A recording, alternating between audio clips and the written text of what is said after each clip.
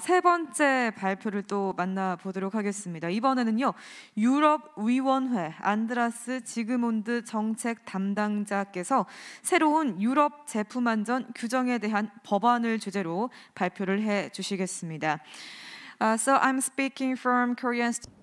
네, 한국 스튜디오에서 이야기하고 있습니다. 안드라드 지그무드님 잘 들리시나요? 네, 감사합니다.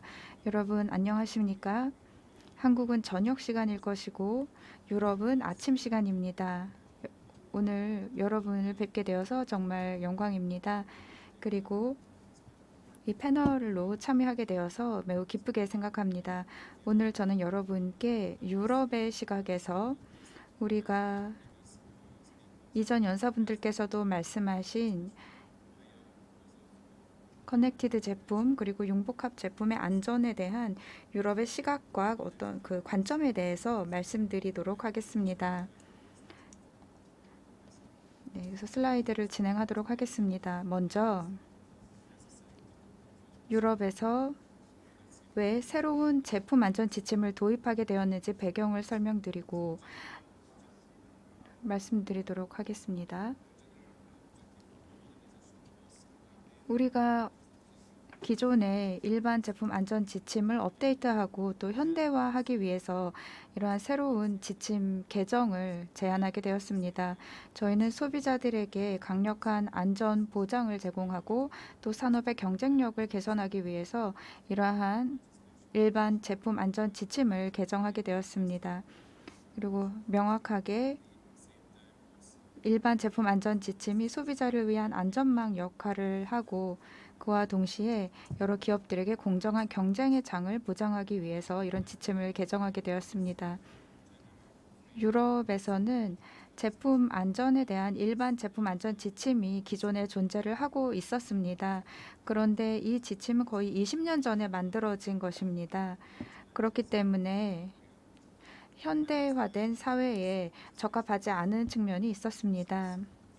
지금까지 기존의 일반 제품 안전 지침이 그 효과를 입증해 오긴 했습니다만 유럽 시장에는 아직도 안전하지 않은 제품들이 많이 유통되고 있습니다. 그리고 이것이 경제적으로도 많은 비용을 초래하고 있는데요. 예를 들면 매년 소비자들이 안전하지 않은 제품으로 인해 피해를 보는 금액이 120억 유로에 달하고요. 또 유럽 사회 전반적으로 소비자들이 안전하지 않은 제품을 구매함으로써 보는 손해액이 연간 거의 200억 달러에 달합니다. 그래서 경제학자들과 정책 입안자들이 기존의 법안과 규제를 좀 개정해야 하겠다라고 생각하게 되었습니다. 기존의 제품 안전 지침이 20년 전에 만들어진 것이라고 말씀을 드렸죠. 그래서 요즘에 나오고 있는 새로운 기술을 반영하지 못하고 있었습니다. 이전 연사께서 말씀하신 것처럼 AI와 같은 기술이 우리 일상생활에 깊숙이 들어왔고 그러한 제품이 많이 출시됨에 따라서 새로운 종류의 제품 안전 위험들이 등장하게 되었습니다. 그리고 이러한 문제가 앞으로 시간이 지남에 따라 더 증가할 것으로 예상이 되고 있습니다. 디지털화가 가속화되기 때문이고 또 글로벌화가 빠르게 이루어지고 있기 때문이죠. 그래서 저희는 새로운 규정을 통해서 이 문제에 대응해야겠다고 생각했습니다. 그래서 유럽연합 집행위원회에서는 올해 6월 말에 새로운 지침 개정안을 제시하게 되었습니다. 그래서 유럽의회와 유럽의회에 이러한 제안을 했고요. 곧 이것이 공개적으로 발표가 되었습니다.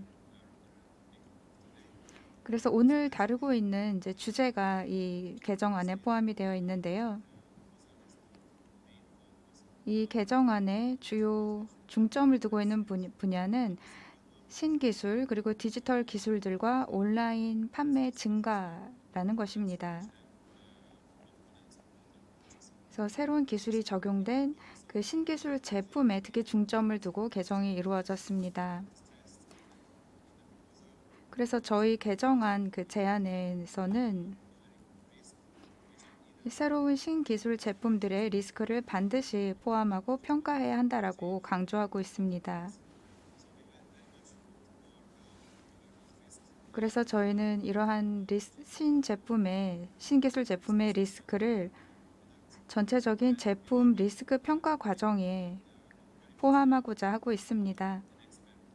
그리고 저희 유럽연합 집행위원회에서는 전문가 그룹이 있었습니다.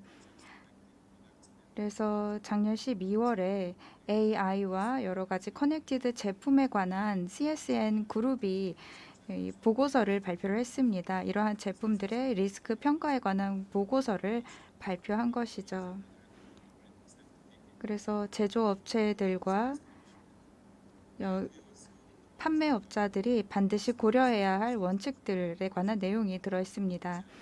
그리고 제품에 변경사항이 있을 경우에 기능상의 변화가 있거나 업데이트가 있는 경우에 제품의 안전성을 반드시 보장해야 합니다. 이 점은 굉장히 중요한 점으로서 신기술이 적용된 제품의 경우에는 시장에 출시되고 나서 안전성을 간과하는 경우가 있기 때문입니다. 중요한 것은 제품이 시장에 출시된 이후에도 제품의 전체 라이프 사이클 동안에 안전성을 담보해야 한다, 보장해야 한다라고 강조하고 있습니다. 그래서 우리는 신기술 제품에 대한 이해 그리고 정의를 정리했고 소프트웨어 등 여러 가지 이제 기기들과 연동되는 기기들 또 커넥티드 제품에 대해서 명확한 정의를 내렸습니다. 그래서 우리 그 개정안에 새로운 기술이 적용된 제품에 대해서 명확한 내용을 담았고요.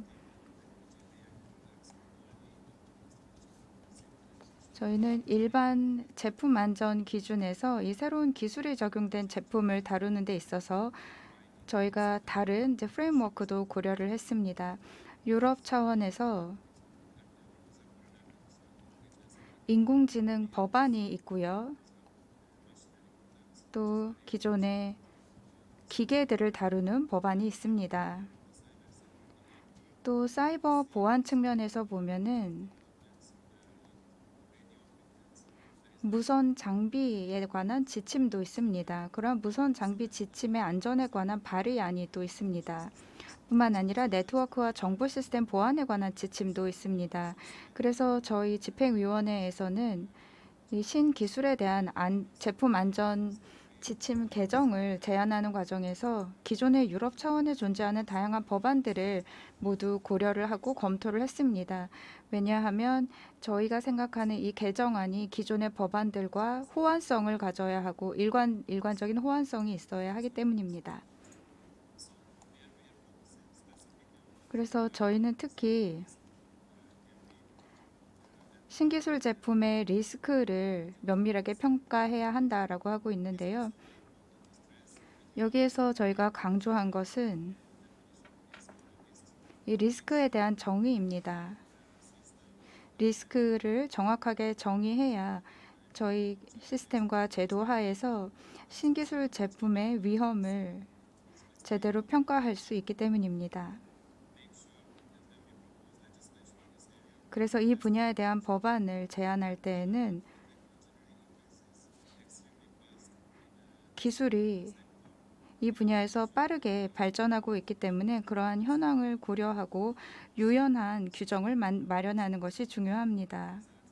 특정 리스크나 위해 요소들의 경우에 지금은 존재하지 않더라도 향후의 기술 발전에 따라 또 등장할 가능성이 있기 때문에 그러한 점들도 염두에 두도록 했습니다.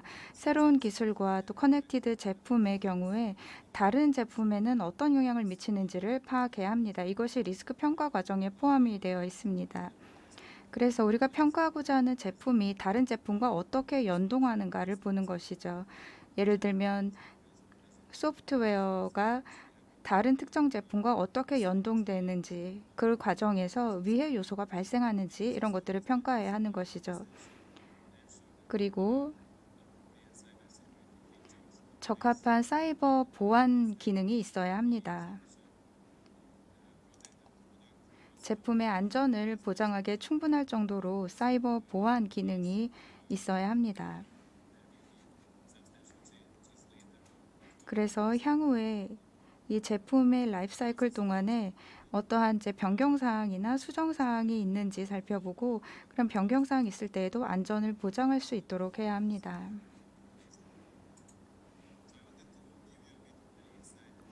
그래서 몇 가지